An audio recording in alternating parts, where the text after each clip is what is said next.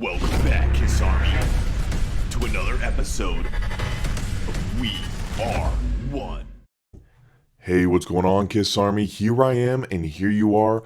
Welcome to the show, and welcome to the Psycho Circus for another episode of We Are One, where we have another day to shout it out loud.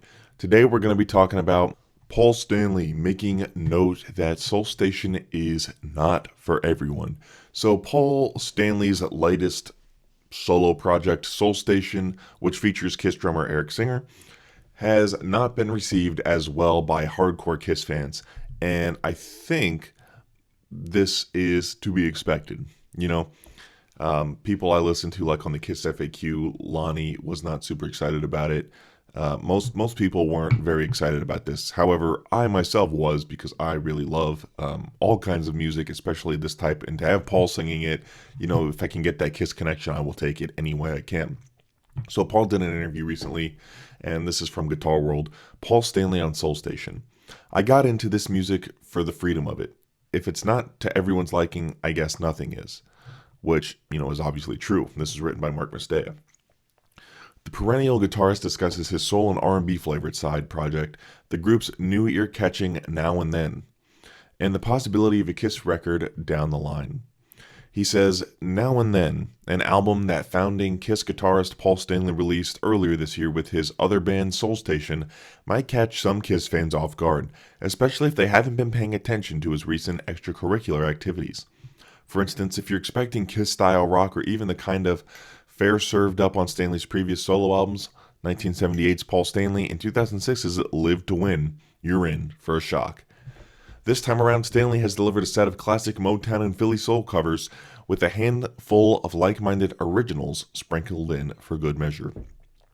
Rather than a slavish retread of the golden age of soul, Stanley has revisited the likes of You Are Everything, the tracks of My Tears and Just My Imagination, and invested them with punchier, fuller arrangements. Paul's vocals are a revelation, bravely taking on songs synonymous with the superlative vocal stylings of Smokey Robinson and Al Green, and coming out with credible performances that might actually silence at least some of the Kiss haters who accuse the band of lip-syncing on recent tours. For the people who might not be aware of your Soul Station shows Now and Then, will probably come as a surprise. Are you hoping you can bring these songs to a different audience? He asked. Paul said, I'm not doing this to make converts. I'm doing it because I love this music. It's music I grew up with. I was fortunate enough to put together a band of amazing musicians who feel the same about it and want to see this music get the props and attention it deserves. These songs are timeless with the idea of living, breathing flesh and blood, playing music that was something I wanted to hear. The album mixes 9 classics with 5 songs you wrote for the album. For the uninitiated in it, it would be hard to tell which were the oldies and which were your own songs, which is quite an achievement. Paul responded, I'm totally comfortable writing in this style. I wrote those songs because I was living Soul Station. I'm humbled by the comments that so many people have made where they've used the word seamless. The old songs and the new songs go hand in hand. I didn't want to write new, improved versions of the old songs. I wanted to pick fruit from the same tree. How much guitar did you play on the album? Paul was asked. I played rhythm parts and acoustic rhythm on basic rhythm tracks to accentuate the dynamics and make sure that the feel was right. There were licks on Lorelei and tracks of My Tears I was playing along with in the studio, and everybody said we should use those. I was thinking of Curtis Mayfield, that kind of approach. The accompaniment on the guitars tend to do this on style of music is more about flourishes. They almost float around like a butterfly. A lot of times the guitar in classic soul serves to drive the rhythm. I think part of what made Jimi Hendrix interesting is that besides his blues roots, he clearly had roots in soul and R&B. You hear him accompanying himself with those great Mayfield licks, especially on something like Little Wing. I know he can play anything. He's pure. We've very much on the same page, he said, about working with guitarist Rafael Moria. He played on your last solo album and solo tours, so Paul continuing to go back to his past to bring in musicians. I still remember the first day of rehearsals before we went out for my solo tour and Live to Win. I said to him, You're really good. You're so good that you don't know these songs and you're faking it. He said, You're absolutely right. I'm going to go home and learn them. How did you work up the songs? That Paul was asked. I played them on acoustic and fooled around with the capo. A lot of the songs were written on a piano, so as a guitarist I had to think of chord changes that were more piano-based. I had to take a different approach. Your vocals are very much in the Smokey Robinson falsetto range. Is that a comfortable range for you?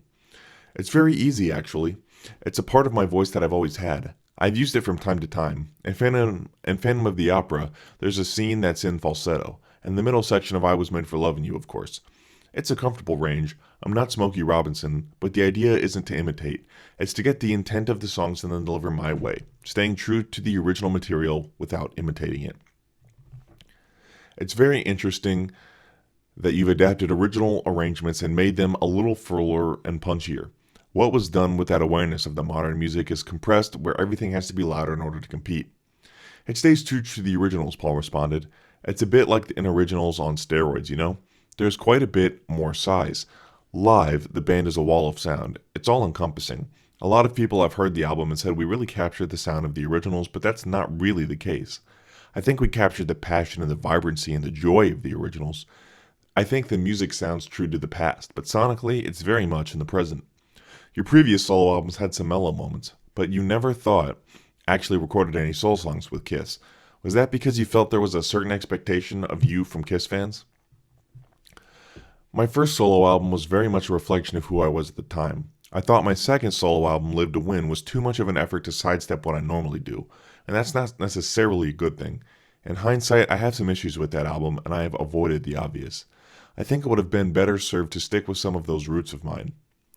Do you feel comfortable without a guitar on the Soul Station shows, or do you sometimes wonder where your guitar is? I was a massive fan of Steve Marriott. I loved the idea of being a lead singer and using the guitar almost as a battle axe. I also love the frontman singers, and I've always felt comfortable with that as well. Many of the songs I've written over the years with Kiss needed to play the guitar to give it flavor, direction, intensity, and accents.